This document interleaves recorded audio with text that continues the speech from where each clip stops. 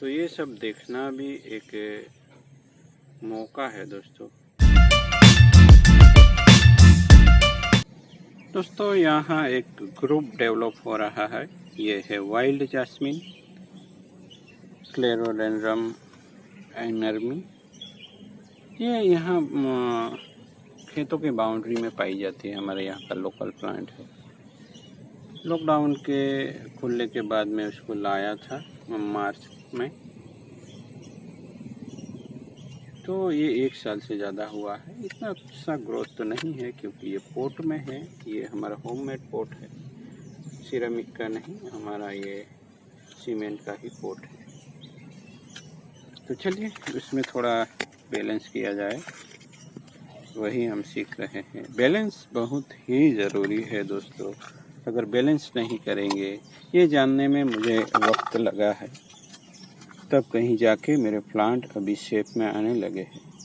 तो चलिए ये जो सेक्रीफाइस की तरफ बढ़ी हुई ब्रांच है, उन सबको हम थोड़ा थोड़ा हटा ही देना है पूरी तरह से। ऊपर से देखिए ये ऊपर वाली ब्रांच कितनी बढ़ गई है। उसका फ़ायदा भी होता है, यहाँ थिकनेस देखने को मिलती है मेन स्टेम में, है ना।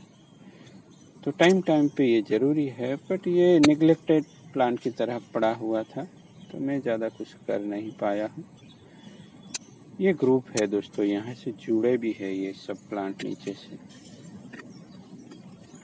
तो धीरे धीरे डेवलप हो जाएंगे ये।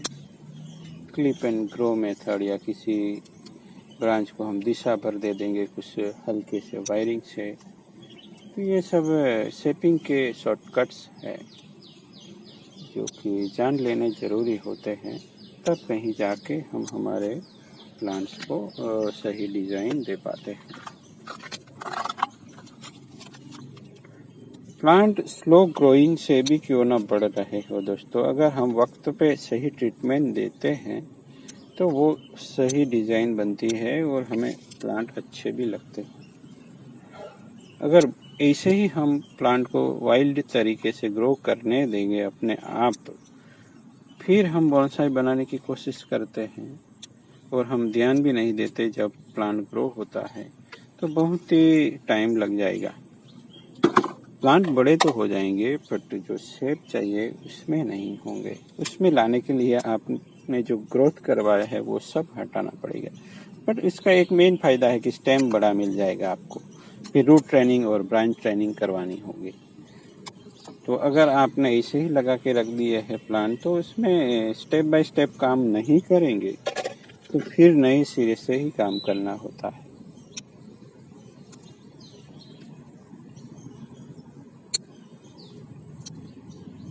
तो टाइम टाइम पे इस तरह से कुछ हटाना होता है, तो अब कहीं जाके हम कुछ अच्छा डिज़ाइन बना पाएंगे।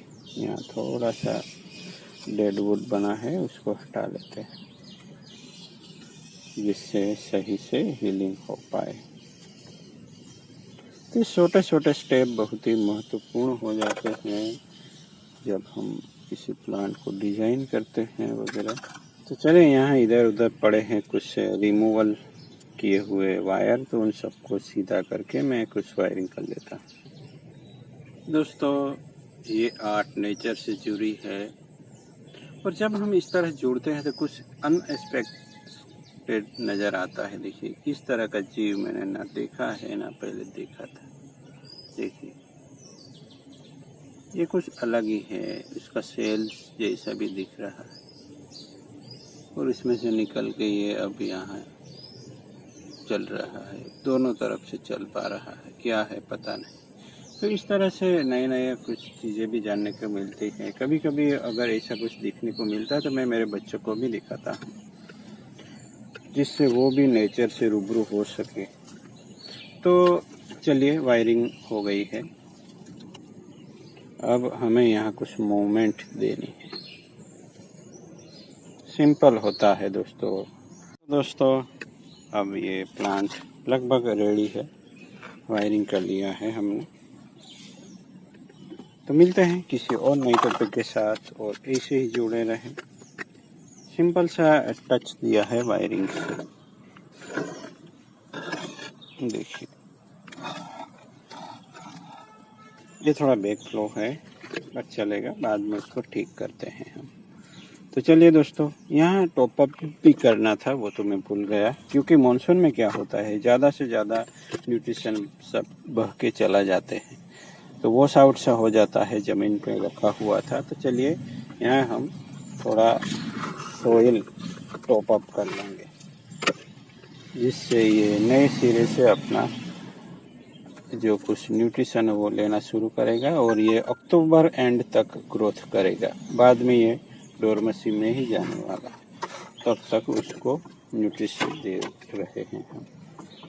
तो सोइल वॉश आउट होती है, धुल जाती है, वो सब के लिए हमें इस तरह से मानसून के बाद ये स्टेप लेना ज़रूरी हो जाता है। चलिए मिलते हैं, ऐसे ही बने रहे। Thank you for watching.